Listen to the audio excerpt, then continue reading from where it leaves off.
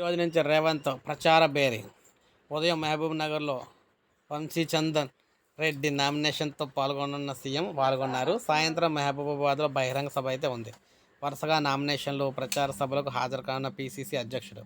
ముఖ్యంగా చూసుకున్నట్లయితే వచ్చే నెల 11న ఎన్నికల ప్రచార గడువు ముగిసేలోగా వీలైనన్ని ఎక్కువ ప్రచార సభలు నిర్వహించాలనేది లక్ష్యంగా పెట్టుకున్నారు. వీళ్ళని బట్టి ప్రతి లోక్సభ నియోజకవర్గంలో 2 నుంచి 3 సభల్లో సీఎం ప్రచార సభలు అయితే ఏర్పాటు చేయనట్లయితే తెలుస్తుంది. రాష్ట్ర ప్రభుత్వం అమలు చేస్తున్న గ్యారంటీ పథకాలతో పాటు కాంగ్రెస్ జాతీయ మేనిఫెస్టోలో ఇచ్చిన హామీలపై విస్తృతంగా ప్రచారం చేయాలని చెప్పేసి అభ్యర్థులకు, నేతలకు పార్టీ దిశానిర్దేశం అయితే చేసింది. కేంద్రంలో భాజపా ప్రభుత్వం గత 10 ఏళ్ళుగా ప్రజలకు ఏమీ చేయలేదనే అంశాన్ని కూడా ఓటర్లకు తెలియజేయాలని కూడా స్పష్టం అయితే చేశారు.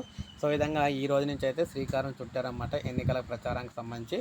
సో ఒక లైక్ చేయండి, సబ్స్క్రైబ్ చేసుకోకపోతే మన ఛానల్ సబ్స్క్రైబ్ చేసుకొని ఫాలో అవుతానండి. ఎందుకంటే ఇక్కడ ఎలక్షన్స్ వచ్చినాయి అంటే చాలు, ఎలక్షన్స్లోని విపరీతమైన పార్టీ నాయకులందరూ కూడా విపరీతంగా వారి హావభావాలు ప్రదర్శిస్తూ వారి చాతుర్యాన్ని ప్రదర్శిస్తూ ఉంటారు. ఇటువంటి అప్డేట్స్ అన్నీ కూడా మీకు వీడియో రూపంలో అందిస్తూ ఉంటాను నేను.